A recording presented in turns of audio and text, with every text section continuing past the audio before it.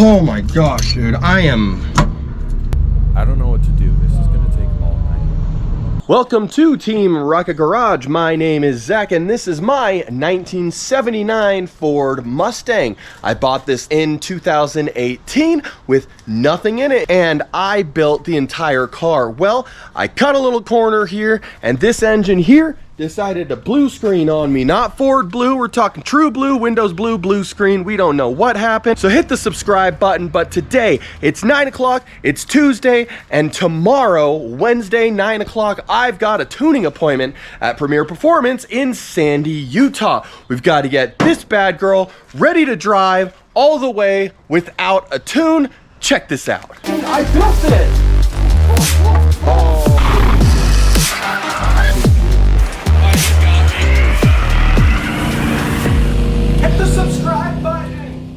So what we need to do is go ahead and get some gas. I've got the battery on a charger. It had enough charge to fire off, but I want to make sure they got good voltage at the tuning appointment. That way we can get the most out of our tune and they don't have to do anything. You want to keep your tuner happy.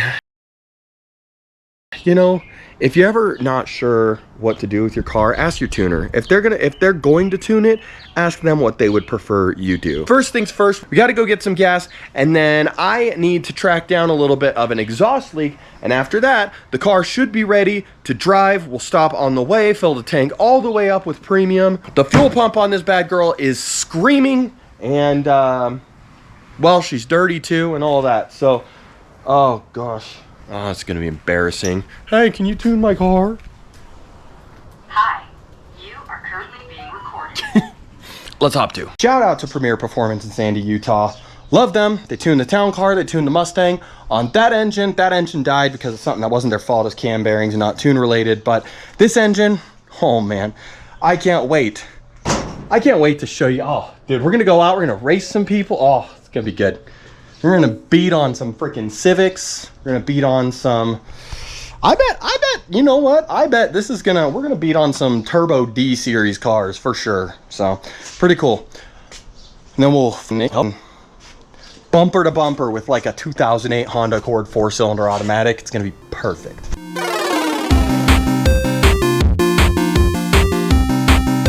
I'm not sure if the Mustang will make it to Premier.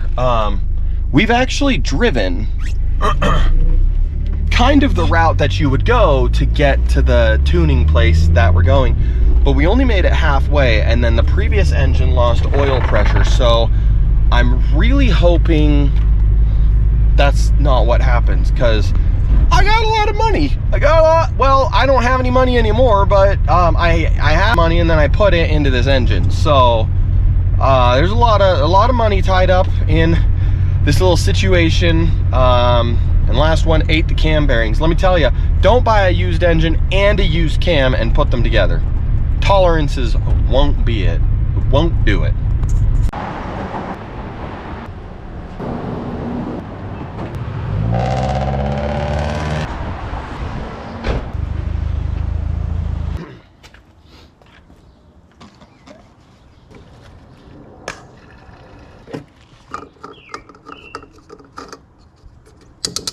You might be asking, why does this thing stick out? Well, this fuel neck is like $200 for a new one for a Fox.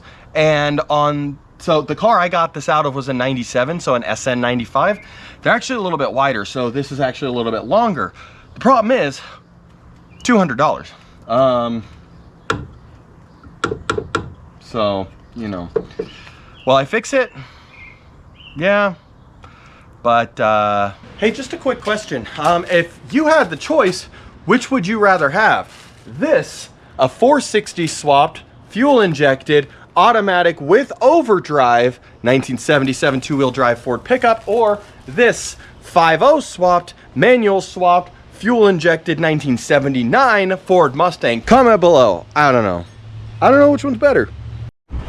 All right, so now we got to figure out how to clean this thing up at least a little bit. I'll probably spray it off here, but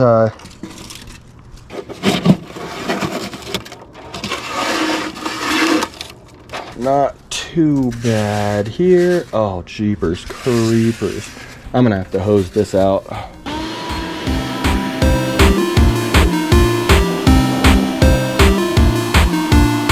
This is a pressure washer. This is a foam cannon. If we combine the two, the foam cannon will foam.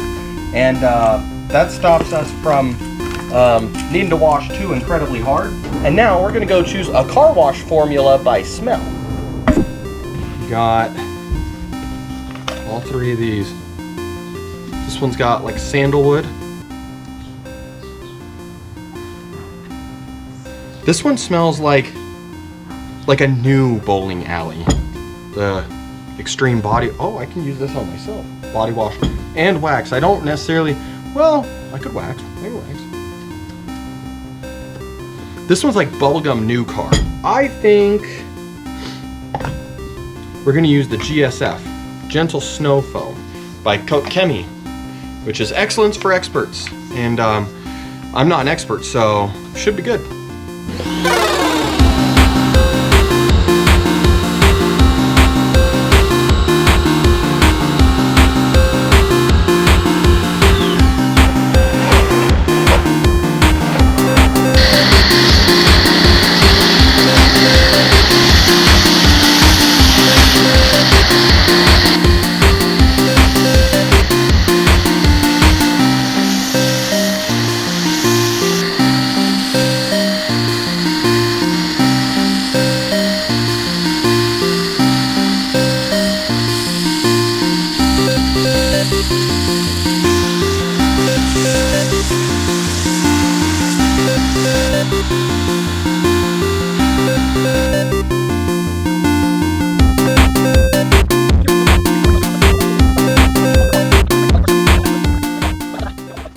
Burn the rest of my snow foam on this, let it sit.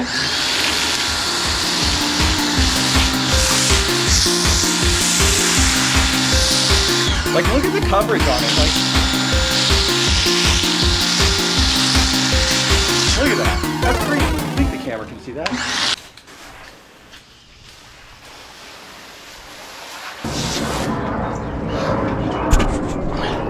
I was trying to clean out the cowl here and gosh, it's just all this dirt stuck in there. Ew. Oh. What about over here? Oh, what does it smell like?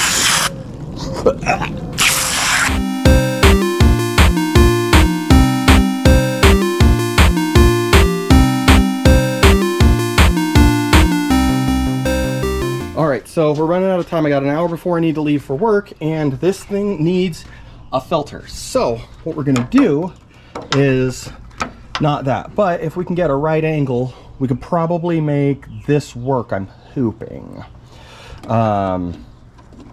Yeah, I mean, we could even put it down there if we need to. The problem is that the inner diameter of this is smaller than the diameter of that. Actually, the outer diameter is probably pretty close to that, so we need to go get a 90-degree and figure out, let's see. So it just needs to be less than that. We're back. Now, I was gonna get a little elbow for that filter, but there was a little elbow. It was like 2 3/4 internal diameter, so like 3-inch outer. So it would have bottlenecked this. Now, would it have bottlenecked the whole engine? I don't know, but it was smaller than the throttle body diameter. Could have, you know, checked it down, but I don't like that. So we found us, we got the pre-oiled filt, ready to inst. We got the chode. Cool. We got us an air filter. Now, is this hood? Sure, but we don't have the room to get the air filter through here because I'm using this old fuse box and everything is wired there already. I am gonna update the fuse box later, but I don't have time to do that. The fuse box also just kind of does whatever it wants. So these last cable ties lasted 30 miles. So oh, they're not even broken. Come on, don't break it. There we go. All right, cool. Cable tied in place, that we can at least drive on that. I did buy more cable ties though, so we can, you know, these ones are actually like sort of nice. Oh, they're reusable. That's cool. So if we take this.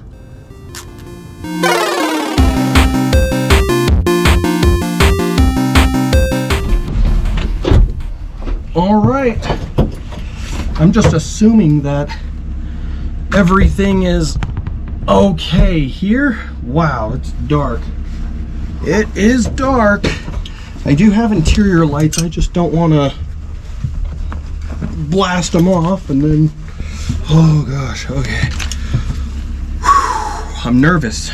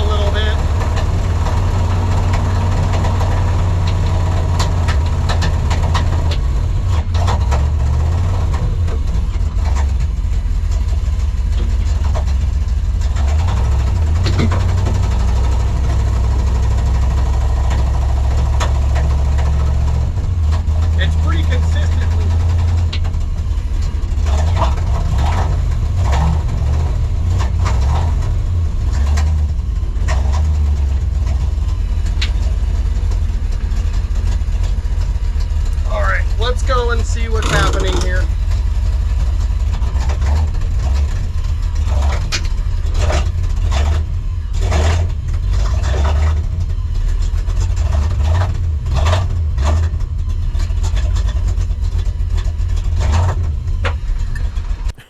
So a little foreshadowing here, but at this point the car sounded like something was connected to the belt and just banging around under the hood. Things were going crazy, and I was actually kind of worried that something was going to break. Like, I thought there was, like, piston slap or some crazy, like, mechanical noise. But as we'll find out in a second here, it was not that. It feels like stuff just banging around down there. Oh, boy, we got a light here. The brakes are nice though. They barely move. Good pedal feel. A lot of actual like effort needed though. So we're just gonna keep an eye on temperature and stuff. Looks like it's pretty happy. Looks like we're about 650 RPM.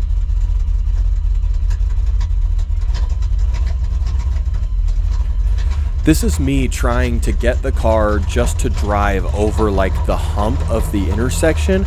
It was not that much of a hill, but like I would just rev it up, and the minute I let the clutch out, it would just fall on its face. So this thing was at like 30 horsepower maybe. This was kind of the point I was starting to wonder, like, okay, what's actually wrong? Maybe it's not necessarily tune related, you know?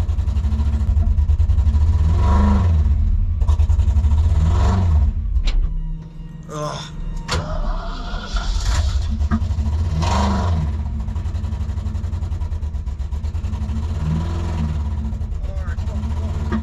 Come on, there we go.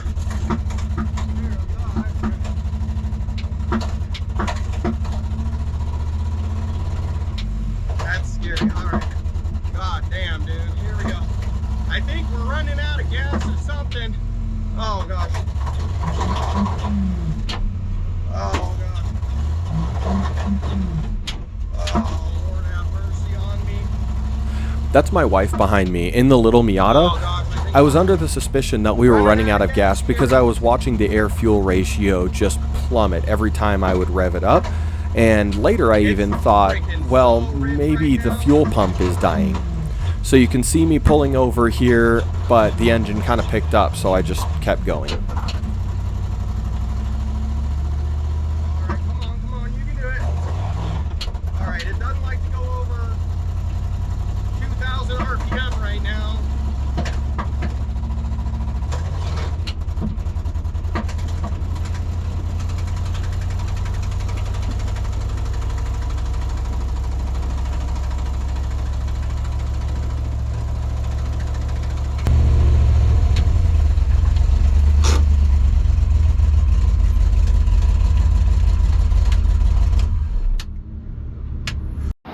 All right, reports in. This,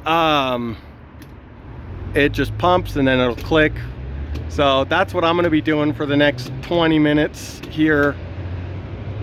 Yeah, it's just one of those pumps. There are reports of some, there are some reports of fire coming out from underneath the Mustang, so there's that. And yeah. Oh gosh, this is so annoying. Oh fuck. Is it just, there's no way this tank is full of gas. Like, I did fill it up the one time. Okay. I just thought it all evaporated because it seemed like it was out of gas.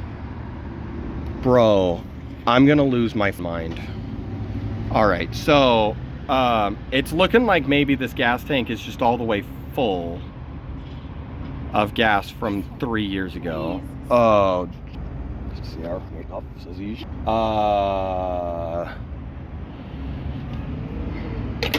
well, clearly we don't need that. So that would explain. Okay, I've never done that before. Literally overflowed a gas tank. Okay.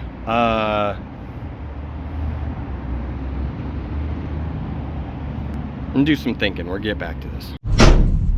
Okay. So we're at the gas station. We put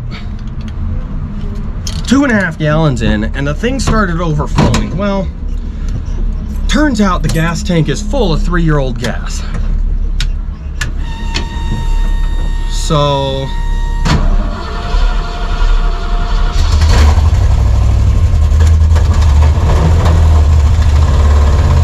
now we got to go home, figure out a way to get all this gas out of here, because this car is not, firstly, could an old car burn through this? Sure, but we're going to a tuning appointment and I don't want to tune on 70 octane gas.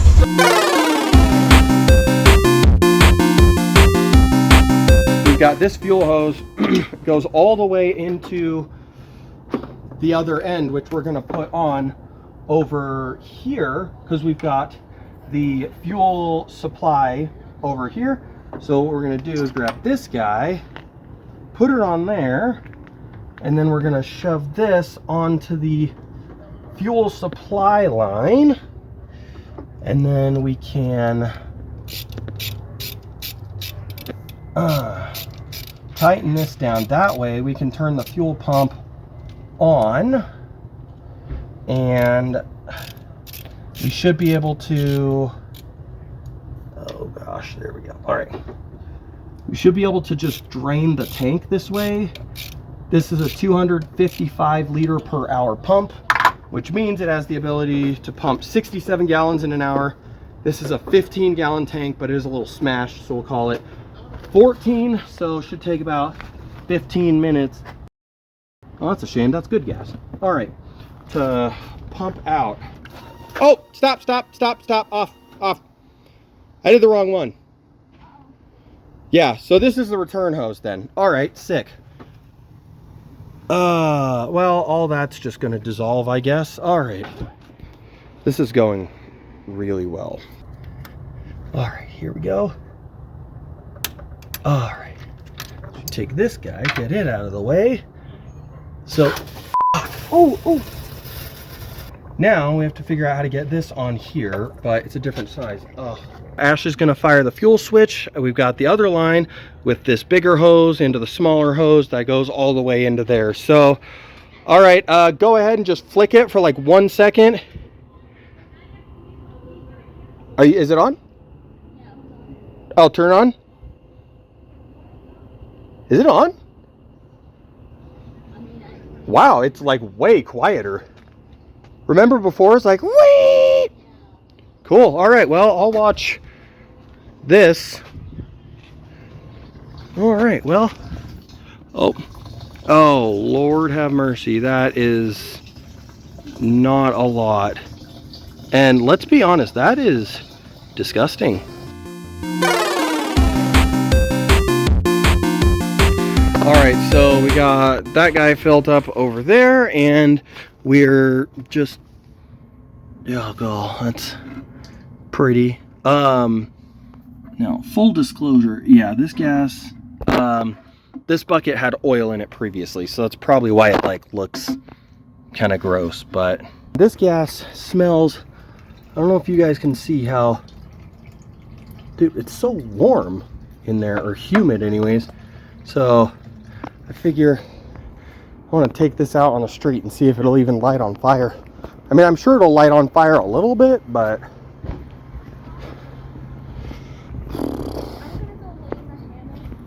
all right.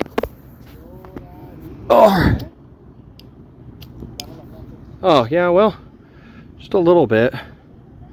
Well, I guess it's still ow. All right, well, maybe I have some gas on my hand. Put 2.004 gallons in there. Sick. I almost had to call you because I wasn't sure how to get the thing off. Oh yeah.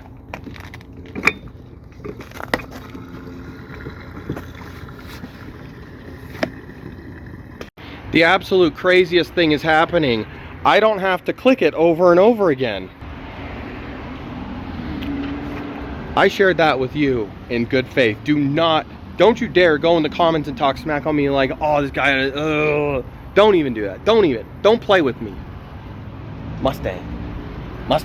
Now, that fuel pump feels a little weak, makes weird noises, so I'm just gonna put six gallons in here and be like, tank's about half full. If it needs a fuel pump, put it in there.